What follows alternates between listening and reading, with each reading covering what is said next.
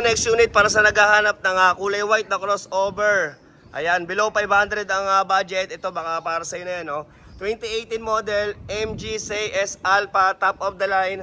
Ayan, kulay white, automatic transmission. Ayan, ito bigay ko na lang to ng 485,000, 485 unit price only. Ito sariwa rin yung isa niya, no? Ayan, kasi nasa kabilang garahe namin to. So, ayan, di lagi nakikita kapag may mga tumitingin dito ng unit eh. So, ito naka-display dito sa bahay kasi dito lang kami naka-park sa parking dito sa aming parking. Ayun. So, ito.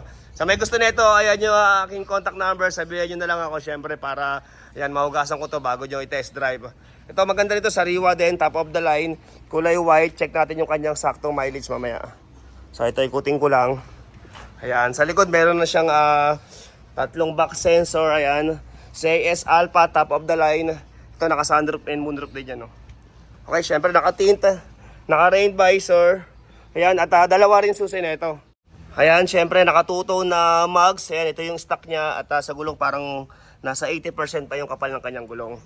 Ayan, so tignan naman natin yung loob. Ayan, open natin. Ayan, dalawa susi na ito kasi first owner. Syempre, complete papers na rin. Ready to transfer na. At yun, hindi rin kasama ang transfer of ownership. Syempre, sa 485,000. Okay, so ito yung kanyang loob. Naka-premium leather seat. Naka-deep dish matting. Ayan, sariwa yung kanyang dashboard na parang leather din ang design. Leather nga ata to. Syempre, ito yung kanyang sunroof, moonroof. Ayan, at ito naka-sidings din. Ayan, na leather na kulay brown. Siyempre sa may gusto magpagawa ng ganito sa mga kotse nyo, nagagawa rin tayo ng ganyan. Ayan, mag-direct message kayo sa Sairbag Seat Cover. Ayan, dyan na lang kayo magtanong para sa design at presyo. Tsaka ganito nagagawa rin tayo, okay? So, check natin yung kanyang sakto mileage. Ayan, tapak brake at push start. Ayan, one click start. Siyempre, as usual, hinaan natin yung radyo, baka tayo may copyright. So, ito yung kanyang sakto mileage, 31,000. 678,000 para sa 2018 model. MG CS Alpha, top of the line. So ito naka-monitor. Ayan, wala lang siyang gas. Okay? So ito may mga saksakan dyan ng para sa charger, mga controls. Siyempre malamig ang aircon. Ayan, buksan natin. Okay, meron na rin RFID. Ayan. Then, nandito pa yung kanyang mga booklet and manual. Oh. Okay? And dito naman sa upuan, bandang likuran. Ayan, naka-leather seat din at naka-sidings. Ayan. Okay, naka-matting.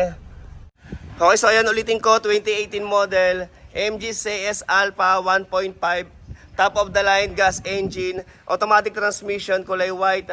Okay, 30k plus mileage only, 485,000 ang asking ko rito, 485,000. Ayan, so ano pang hinihintay mo, tawag at text ka na. Siyempre, at sa ibang kotse na hinihintay nyo, marami pa tayo. Tingin-tingin na lang kayo sa Facebook ko, scroll na lang kayo. Pero siyempre, mas okay kung nakapalo. Okay, so isang unit lang muna. Thank you very much for watching.